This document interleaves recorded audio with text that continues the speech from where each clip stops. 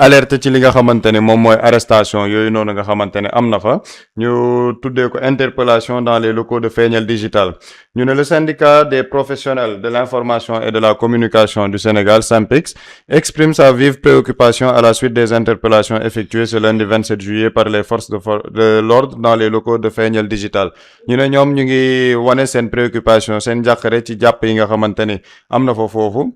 ñu ne sans préjuger des faits à l'origine de cette opération ni s'immiscer dans les procédures judiciaires ou les débats politiques, le SYNPICS tient à rappeler son attachement indéfectible au principe de l'état de droit, au respect de la dignité de la personne humaine ainsi qu'à la préservation des espaces et des outils de travail des professionnels des médias. ñu ne ñoom sans wax ci li nga xamante ni moom mooy coow li nga xamante ni judd na wala sans dugg ci procédure judiciaire yi nga xamante ne am na fa wala dans les débats politiques ñoom dañuy rappeler rek li nga xamante ne moom mooy ñoom attachement bi ñu am ci lépp lu jëm ci état de droit respecter àq ak yelleefu nit respecter dignité de la personne humaine ak respecter aussi préservation espace yi nga xamante ne médias yi foofu la ñuy liggéeyee maanaam médias yi seen locaux yi ñu koy mën a préserver ba mu bañ a am lenn loo xamante ne day dugg ci seen àq ak seen yelleef ñu ne le syndicat constate avec regret que ce type d'intervention dans des rédactions ou des entreprises de presse n'est pas inédit ñu ne ñoom nag ñu ngi ñaawlu le fait que genre intervention yi du loo xamante ne lu bees la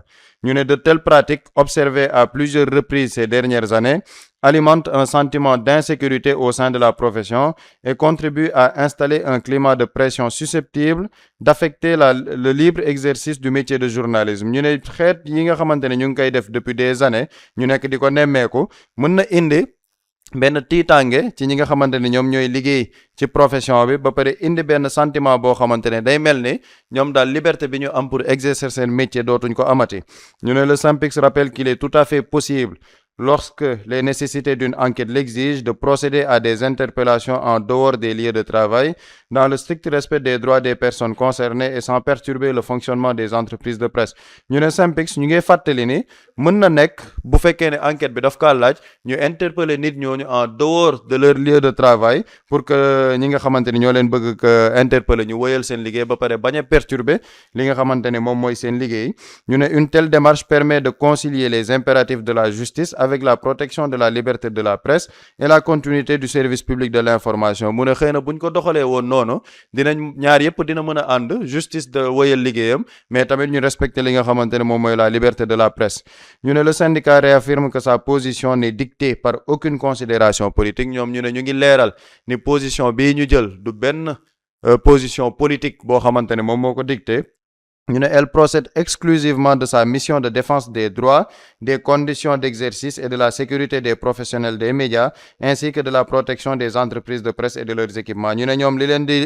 leen tax a def communiqué bi mooy juste préserver ak yelleef ñi nga xamante ni ñoom ñoo ngi liggéeyee ci li nga xamante ne moom mooy média ñu respecter seen liberté d'exercice ba pare ñu protéger tamit seeni entreprise ak seeni équipement ñu ne le SYNPICS interpelle le ministère de la Justice, garde des Sceaux, afin qu'il veille dans le cadre de ses prérogatives à ce que les procédures d'interpellation et d'enquête dans les entreprises de presse s'effectuent dans le respect des libertés fondamentales, de la dignité des personnes et de la spécificité du secteur ñu ne ñu ngi interpeller le ministre de la Justice, garde des Sceaux, pour que moom dans le cadre de li nga xamante ne moom la ko yoon may ñu mën a respecter procédure d'interpellation yi ñuy def maanaam jàpp yi nga xamante ne ñu ngi koy jàpp ñiy liggéey ci médias yi pour ñu def ko dans le strict respect maanaam ñu respecter les libertés fondamentales ak li nga xamante ne moom mooy àq ak yelleefu ñuy liggéey ci secteur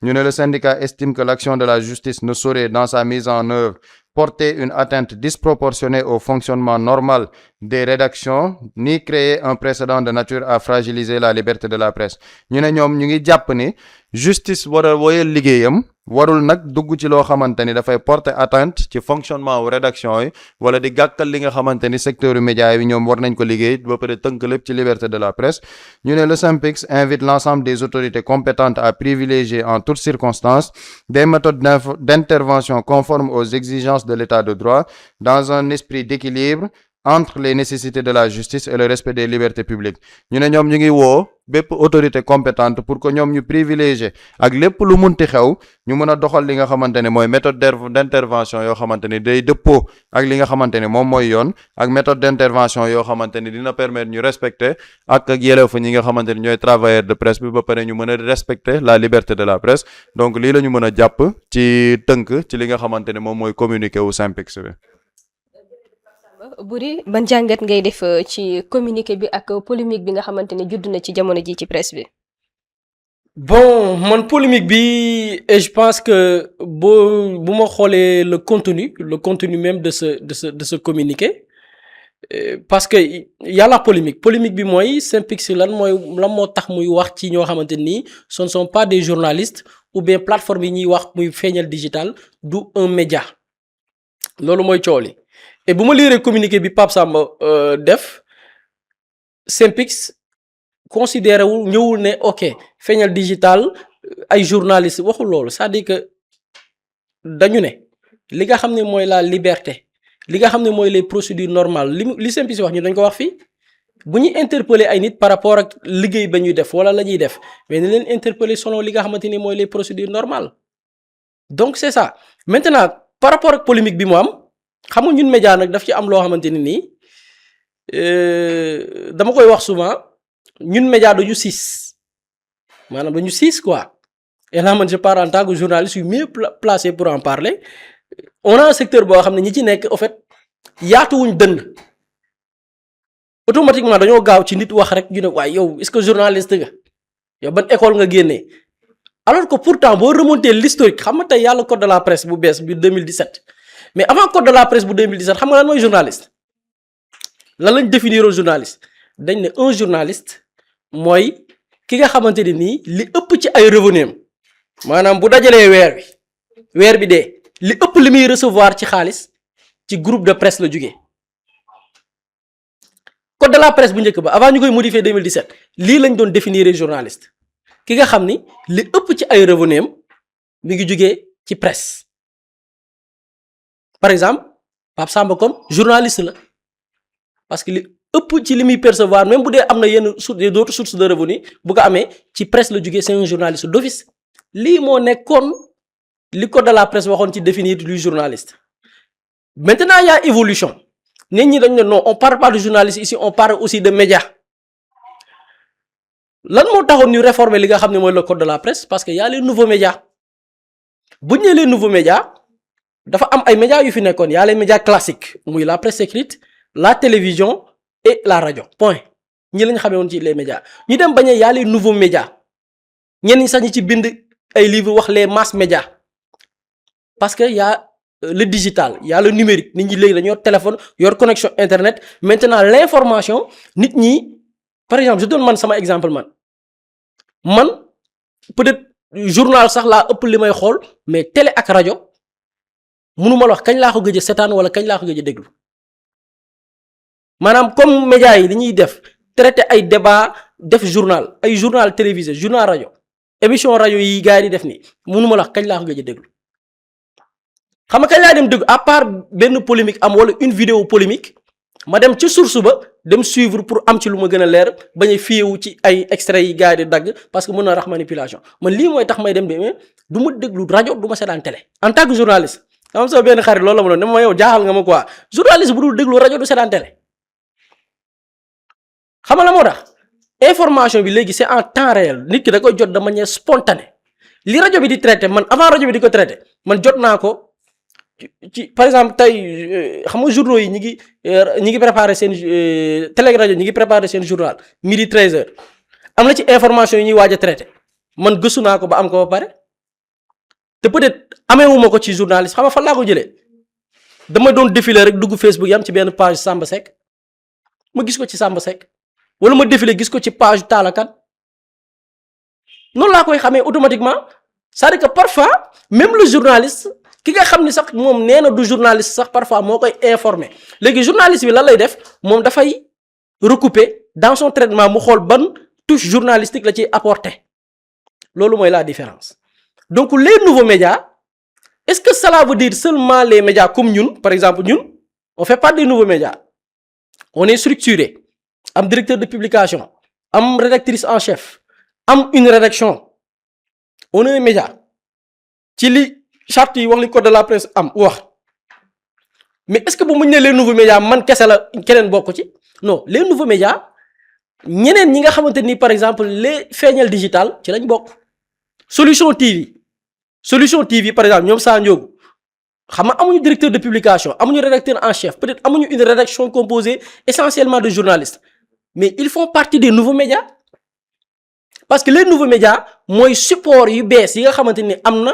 jaare la ko ci xarala yu yees yi xibaar di fa jib wala xibaar di fa wadd lii la ñuy wooyee les nouveaux médias mënoo leen ñàkk bañ a considérer comme un média mun ngeen ne nag ok duñu journaliste ok d'accord ñoom sax réclamé wuñ seen bopp ne ay journaliste lañ pour man en termes de texte en termes de législation lii mooy nekk li am c'est des nouveaux médias on peut ne pas les considérer comme des médias maintenant dafa am beneen mbir bu xew mooy man dama jàpp ni ñun on est trop en retard au Sénégal parfois moo xoolee débat bi on est trop en retard man damay suivre benn jeune bu ñu naan Hugo Décrypte en France Hugo Décrypte il n'est pas journaliste il est passionné de l'information créé benn chaîne YouTube am il fait des comptes rendus d'événements mais de manière très professionnelle Hugo Décrypte dem chaîne YouTube bi di màgg Hugo Décrypte recruter ay monteurs recruter ay journalistes professionnels Hugo Décrypte même qui ne se réclame pas journaliste Hugo Décrypte dem bañ ibil ko buntu Élysée mu dugg fa di interviewer Emmanuel Macron un président de la République est-ce que ça a suscité un débat en France non parce que ñun Sénégal on est très dépassé et suñu métier bi aussi man dama ci boole sama bopp dañoo siis parfois yaatu wuñ dënn dañoo gaaw ci diw est-ce que journaliste la te parfois les polémiques dafay rax hypocrisie naafeq et je m'explique tey ñu ci bari ñu ngi naan way Synpics lan moo tax muy défendre Lamine Daaru lan moo tax muy défendre Oustaz Thiep lan moo tax muy défendre Ndiaye Touba même nit bi lay wax loolu yow ñooy benn télé moo jël Badara Gadiaga du journaliste du chroniqueur parce que chroniqueur da ngay am une expertise dans un domaine ci domaine bi nga maîtriser nga ciy def des chroniques wala nga am benn culture générale ci ay secteurs ñu ne yow am nga par la lecture par la recherche nga am ci culture générale toog ñu ne diw c'est un chroniqueur Pape Samba c'est un chroniqueur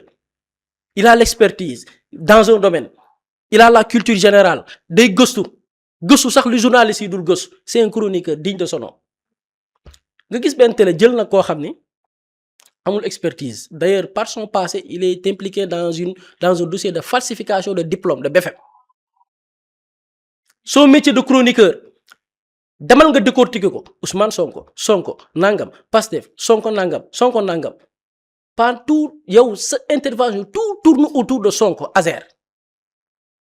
la même personne dem xam nga boo amul idée ci ngay dugg ci ay saagante wax lu ñaaw nit kooku dem ba wax lu ñaaw tarxis xam nga ñoom Lamine Daaru tarxis la leen di toppee ñu ne dañoo tarxis ci kàddu kooku dem ba tarxis ci ay kàddu biñ ko convoqué ñan ñoo jóg ces mêmes gens yi naan ces mêmes gens yi wax naan way lu tax Synpics ces mêmes personnes ñoo jóg ne dañu bëgg a noot yenn groupe de presse dañu bëgg a noot yenn chroniqueurs yi c'est la même chose même personne tey di nga ci gis ay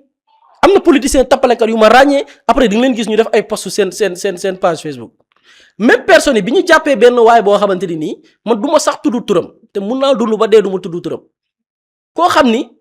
ci dossier Adji Sarr la ko nit ñi xamee woon ay nit def ko chroniqueur bi mu fi defee ay toj-toj gars yi jàpp ko ñooñu ñoo génn di ko défendre dem sax ba jour bi ñu koy convoqué ñu dem fa taxaw devant les caméra les journalistes donc da nga gis ne y a une certaine hypocrisie moom lañ doon wax fan yële daf ci am ñoo xamante ni gis nga leur critique dañ koy jël orienté ko selon fu mu leen arrangé tey ku mën a nangul yenn nit yi chroniqueur ba leen di défendre tey ba parfois ñenn ñi sax bu ñuy jël exemple ci liberté de la presse biñ fiy def naan liberté de la presse ba am na journée noire lañ defoon xaw ma journée sans presse dañoo jël boole ci ñii ma lay wooyee tëj ne ay chroniqueur te duñu ay chroniqueur ñu boole leen ne di leen tëj chroniqueur diw tëj nañ ko chroniqueur diw ces mêmes personnes là ñooy génnaat tey naan lu tax Synpics di défendre ñii. est-ce que problème journaliste de chroniqueur am déet est-ce que du problème mu fi ñu ko waxee. loolu dafay ñëw ci li nga xamante ni nii mooy par rapport ak pété nit. léegi Sénégal dañuy juger nit selon pétéem. et man pourquoi bëgguma sax dugg ci sujet boobu peut-être parce que j'ai trop développé mais peut-être après nañ ñëwaat di ci dugg par exemple cette hypocrisie par rapport ak tey nit ki on juge les gens selon leur appartenance on juge les gens selon dañuy défendre nit et dama jàpp ni même feeñal digital dafa amoon benn vidéo bi ñuy créer seen plateforme bi je pense que yaayu Fatima la moo def benn sortie na ñun fii lu dul Sonko ñoruñu Sonko la ñuy wax suba Sonko la ñuy wax mais ma gis ñu bari di ko ni lii c'est très dangereux mais dama ne non la dame au moins elle est honnête c'est-à-dire que ibbi nañ ñoom seen chaîne YouTube ne ñun c'est une chaîne qui fait de la propagande assumée mais loolu c'est une ligne éditoriale assumée nit da ngay assumer mais combien de médias tey ñoo assumé wul seen ligne éditoriale combien de médias ñoo assumé wul seen ligne éditoriale au moins ñoom dañ ne créé nañ seen média ils font de la propagande politique assumée mais ñi deful pour ma ñi ñu war a pointer du doigt mooy nag ñiy def de la propagande nag te assumé wuñ ko nekk ci tappale di mbubboo journalisme et je pense que tey débat bi foofu la waroon nekk ma dama gis ni y a une forme d'hypocrisie ou bien une sorte d'hypocrisie de la part de certaines personnes et pour man communiqué bi Synpics génnee ak polémique bi ci juddu pour man polémique bi sax mënoon a ñàkk jërëjëf Boury Pape Samba kàddu yi ba tey coow li di woy par rapport ak communiqué Synpics tey ñi nekk di wax lépp naan Synpics warut addu di défendre ñoo xamante ni duñu ay journaliste ndax coow li foofu la waroon na fekte. so xam nga Sénégal ñun principal problème bi ñu am principal problème Sénégal mooy duñu waxante dëgg c'est-à-dire que ñun on est dans un pays boo xamante ne les gens ne se disent pas la vérité hypocrisie bi day am nii. nit ñi di ko gis ni ñu ne non mais bul ko wax parce que xam nga c'est le même secteur corporatisme xam nga Boury Sànq muy junj journée sans presse bi mais na gaa yi remonté ci journée sans presse bi ñan ñoo def journée sans presse ak ñan ñoo ko deful ak lan moo tax am ñu ne defuñ ko parce que dans le secteur de la presse man moom mën naa am liberté totale wax ci man liberté totale parce que gars yi bu ñu xam ne man du ma journaliste je suis un chroniqueur damay ñëw wax ci sama xalaat c'est-à-dire que c'est un secteur boo xamante ne secteur bu jara jubbanti mooy secteur de la presse parce qu'il y a trop d'hypocrisie gis nga gars yi def seen texte yi ne non on doit parler de waaw lan moo tax ñu koy def parce qu'ils ne défendent ñiy wax noonu duñu sax ay journalistes nangam sax mais c'est les mêmes personnes ñoo fi ñëw toog ne duñu nangu ñu fi noot ay nit ñi dañuy wax seen xalaat di défendre un falsificateur de BFM naan waaw c'est parce que la liberté d'expression dañ ko bëgg noot ci biir Sénégal Ousmane Sonko c'est un dictateur ba Ousmane Sonko demee assemblée ne ñiy tëb di dal noonu bu ñu leen effacer nga gis leen ñu jóg en plus le mot effacer c'est une gis naa benn homme politique bu ko waxoon naan c'est une expression boo xamante ni machiavélique dictateur ce sont les mêmes personnes ñi doon défendre koo xamante ni li ko bëri dox amul expertise chronique yépp lan la Sonko def na lii Sonko def na lii Sonko wax na lii Sonko wax na lii te loolu c'est une ligne éditoriale ñu jàpp ko ci tarxiis gi mu tarxiis ñoo ñëw ne non du fi dal parce que liberté d'expression dafa am ci réew mi dañ ko war a consacrer nañu bàyyi jaay doole gi c'est les mêmes personnes aujourd'hui parce que cas pour cas la ñële dañuy ñëw def seen chronique kooku day ñëw def chronique am ñoo bokk yam ci média yi ak man sama loo bi la nga mën a défendre kenn ki ne dañ koy jaay doole keneen ki Synpics def communiqué nga ni non lan moo tax ñuy def communiqué parce que là ñu ngi yàq deru presse bu dee ñii la ñuy défendre on ne respecte même pas la presse donc ñiy wax ñoom c'est vous qui respectez la presse ñiy coow ñoom ñoo respecté presse ñoom et pourtant dans ce pays il y a une journaliste dañoo dàq Sonko dafa jël ay cinam ñëw plateau di diri ànd ak mooy ñu bëri waaw góoru mbootaay di diri ci plateau yi di jubilé naan waaye man usu lu ko naqari rek neex na ma xam nga usu xam nga lii chaque jour usu mais loolu kooku li muy def c'est de la presse moo tax man la kooku est-ce que mu ngi liggéeyal presse est-ce que mu ngi liggéeyal média bañ ko convoqué nit ñi lan lañ def dañoo génn ku nekk di wax naan dañoo bëgg faire taire une voix qui dérange nangam sangam patati patata kooku est-ce que def na loo xamante ne c'est une ligne xam nga kooku assumé wul mais pourtant sa ligne éditoriale elle est anti-Sonko am na yeneen presse yoo xamante ne dañ naan ce sont des grands groupes de presse dans ce pays fi nga xamante ni mooy le falsificateur de BFM fi muy liggéey mais je suis désolé le contenu des émissions c'est quoi la matinale quand ça touche le Pastef non lii Pastef lii wag le cas le plus palpable ba Ousmane Sonko dafay sorti ne waaw dañoo war a dugal parti bi ci ni ñuy doxalee état son matinal bi gars yi jëfaru non Ousmane Sonko dafa foog ni le Sénégal c'est moo nekk au-dessus du Pastef ah dañoo foog ni Pastef rek moom mooy Sénégal il faut que ñu woo expertise yi fu nekk Pastef kese moomu nit ñi ñëpp la ñu bëgg woo la ñu war a woo ci liggéey réew mi donc ñoom dañoo bëgg gëmloo nit ñi que ku bokkul Pastef rek mënoo liggéeyal Sénégal loolu la ñu waxoon ndax nañ Ousmane Sonko le président de la République mu ngi dépastifier le gouvernement. Les mêmes personnes yu doon wax loolu ñoom ñoo toogaat waaye le président de la république li mu def nii c'est logique parce que nit booy ànd ak nit di liggéey ci benn affaire da ngay ànd ak ñi nga xamante ne ñooñu nga wóolu ñooñu nga bokkal gëm-gëm c'est-à-dire que la nga doon xeex moom ngay défendre tey ça tourne sur quoi c'est une ligne éditoriale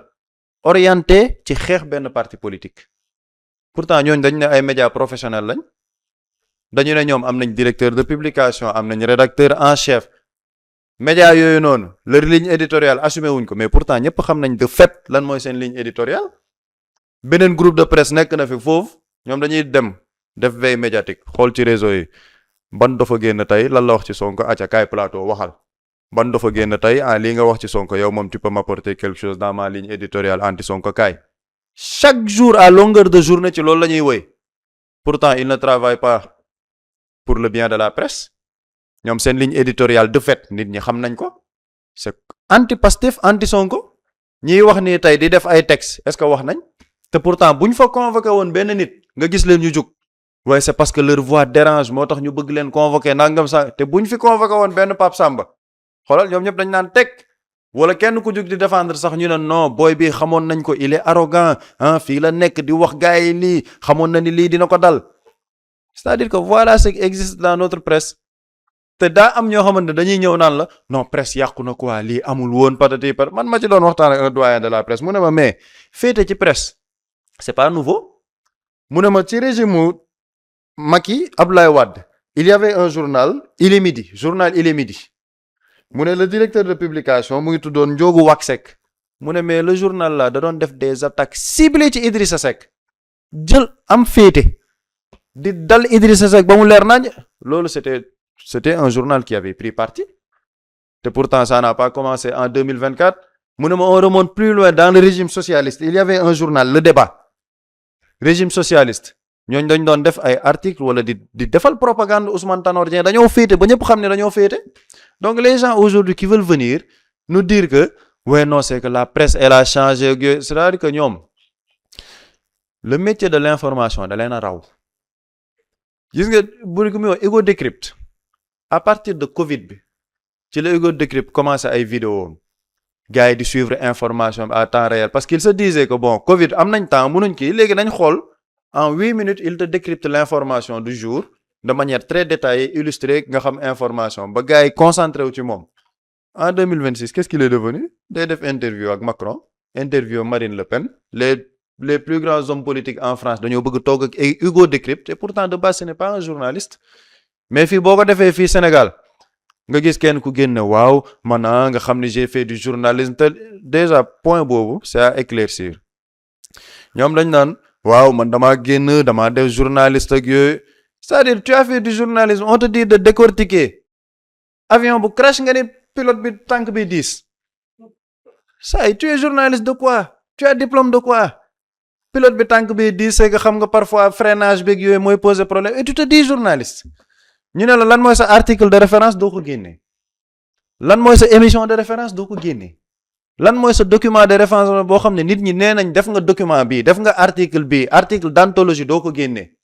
lan ngay taxaw non c'est que man je suis journaliste tu es journaliste ok qu'est-ce que tu as apporté à la profession ban plus-value nga indil corporation bi au contraire yow bu dee wàññi woo yokkoo mais ñoom ñooy toog ne non c'est que man je suis journaliste nangam sa c'est il faut que ñu génn ci genre détail yooyu xam nga loolu lenn moo ko indi mooy hypocrisie bi nekk di xew ci réew mi dans le secteur des médias ñu wax ko ñàkk ko wax am na groupe de presse yu fi nekk yoo xamante ni seen ligne éditoriale ce n'est pas assumé mais c'est clair et net ñëpp xam nañ lan mooy seen ligne éditoriale mooy ñi nga xamante ne ñoo doon toog naan non économie bi fi mu jëm baaxul nangam sangam parce que Ousmane Sonko était premier ministre Ousmane Sonko n'est plus premier ministre ñu ne xoolal résilience bi nga xamante ne am na gis nga Cheikh Diba le nouvel Almami des finances peut-être c'est-à-dire que ñoom seen information c'est en fonction de la tête du client voilà la presse actuellement au Sénégal et puis c'est les mêmes qui vont venir aujourd'hui te chanter ni ouais c'est que dañoo war a respecter médias ah non xam nga la presse nous les journalistes nous avons mal journaliste de quoi journaliste d'où journaliste de ban production nga def ku def formation wala ku am diplôme ñu ne kii mooy journaliste am na ñoo xamante ni amuñu benn diplôme defuñu benn journaliste mais métier li ñuy def ci métier bi ñi nekk ay journalistes yi def formation sax duñu ko def. non xam nga mooy li may wax ci nappaate bi xam nga tey ji ma loolu xam nga man damaa xam Sénégal damaa xam gars yi dama leen a xam moo tax automatiquement ba ma ñëwee saa yu ma toogee buri sax moo ma ko tere ak père bi ñoo ne ma bàyyil di wax du journaliste xam gars yi moo tax bu may wax ma ne man je ne suis pas journaliste pour tel leen ko yombalal parce que dinañ ñëw xam naa looloo tax sax mënuñ def yenn attaques yi yeneen attaque la ñuy def mënuñ wax ne yow en plus tu n'es pas journaliste parce que dama leen ko teel a yombal je n'ai pas fait de formation de journalisme xëy na dinaa ko def incha allah defuma ko mais tey jii je suis désolé ki nga xamante ne nee na moom am na en toute modestie quoi en toute humilité wax dëgg neex yàlla ka taxaw ñu ne ko pilote bi mu ne pilote bi tànk bi daa diis am na diplôme mais wax dëgg yàlla ñeewuma ko ci journalisme honnêtement je ne franchement du ma toog ba ne kii moom wax dëgg neex yàlla bon maa ngi koy seetaan maa ngi gis loo xamante ne war naa jàng ci moom je suis désolé mënuma jàng ci moom dara parce que man bu may seetaan damay bëgg seetaan ñoo xamante ne dinañ la yokk tey jii man defuma journalisme bu ma seetaanee le doyen Moustapha Diop mais j'apprends c'est-à-dire que tu apprends da ngay toog nga seetaan nga ne ok mu ngi def nii quand il présente son émission mu ngi ciy def lii mën naa ko ci jàng comment il tient son émission comment il fait ses relances le doyen Moustapha Diop par rapport au professionnel di nga ci jàng nga gis doyen Serigne Saliou Gueye da ngay jàng nga ne ok lii au moins c'est structuré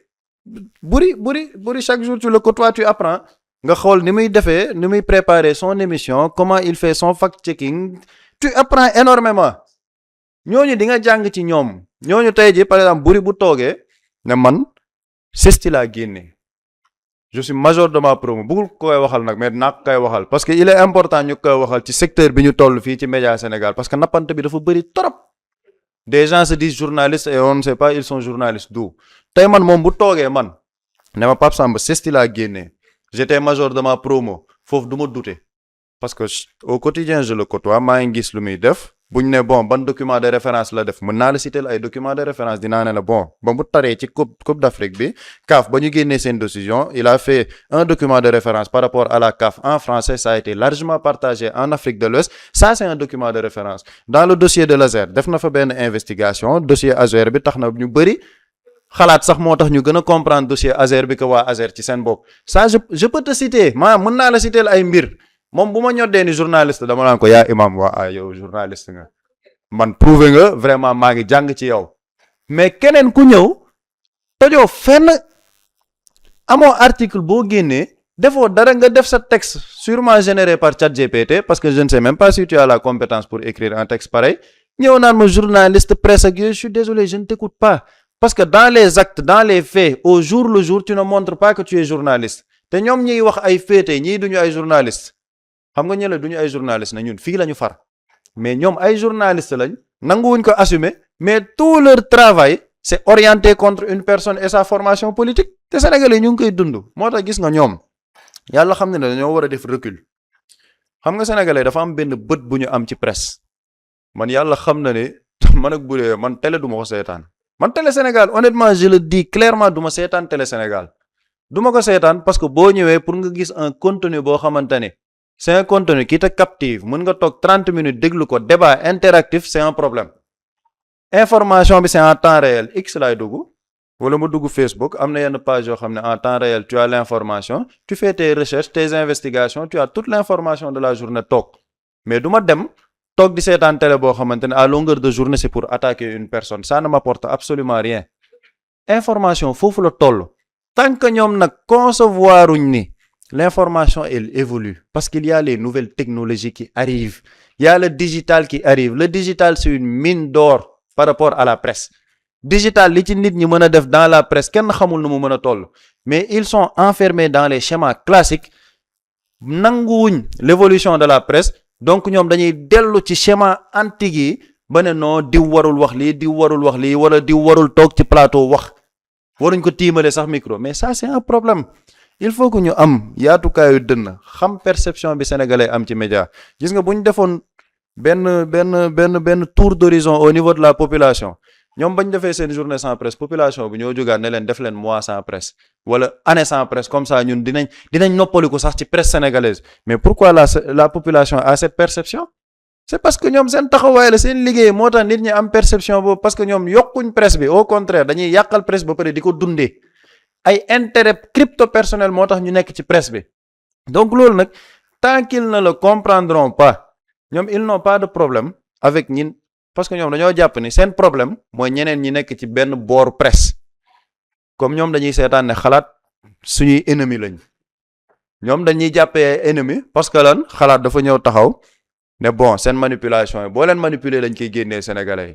foo leen manipuler dinañ ko wax sénégalais yi ñoom nag c'est un problème parce que dañ naan non ñi dañoo nekk di yàq presse bi ce qu'ils font ce n'est pas du journal et pourtant c'est du journalisme c'est du fact-checking c'est de l'investigation lan moo tax